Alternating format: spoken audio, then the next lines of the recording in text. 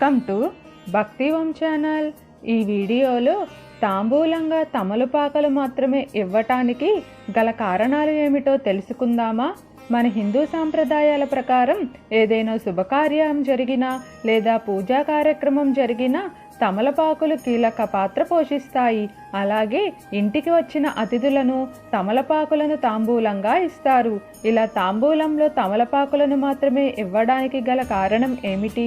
తమలపాకుకు మాత్రమే అంత ప్రాధాన్యత రావడానికి గల కారణం ఏమిటి అనే విషయాలు చాలామందికి తెలియవు.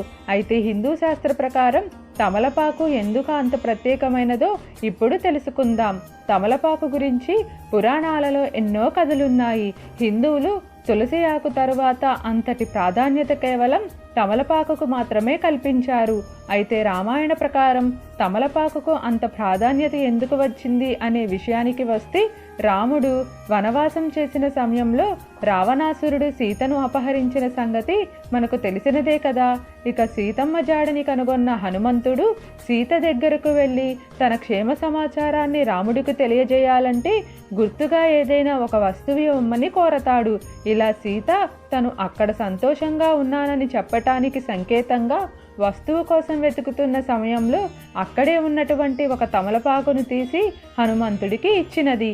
అలానే ఇలా అప్పటి నుంచి ఎవరైనా మన ఇంటికి వచ్చినప్పుడు సంతోషానికి గుర్తుగా తమలపాకులను ఇవ్వటం సాంప్రదాయంగా మారింది. అదేవిధంగా మహాభారతంలో యుద్ధానికి వెళుతున్న సమయంలో అర్జునుడు రాజోగ్య యజ్ఞంలో దుష్టశక్తులపై విజయం సాధించిన తరువాత పండితులు యజ్ఞం ప్రారంభించారు. యజ్ఞం ప్రారంభించటానికి మీరు ఒక తమలపాకును పొందమని పండితులు చెప్పడంతో అక్కడ తమలపాకులు లేకపోవటం వల్ల అర్జునుడు నాగలోకానికి వెళ్ళి అక్కడ నాగరాణిని అడిగి తమలపాకును పొందాడు.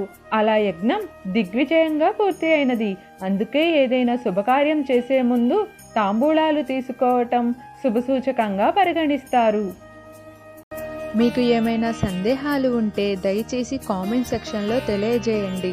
మీకు ఈ వీడియో నచ్చినట్లయితే లైక్ చేయండి, షేర్ చేయండి, అలానే సబ్స్క్రైబ్ కూడా చేసుకోండి.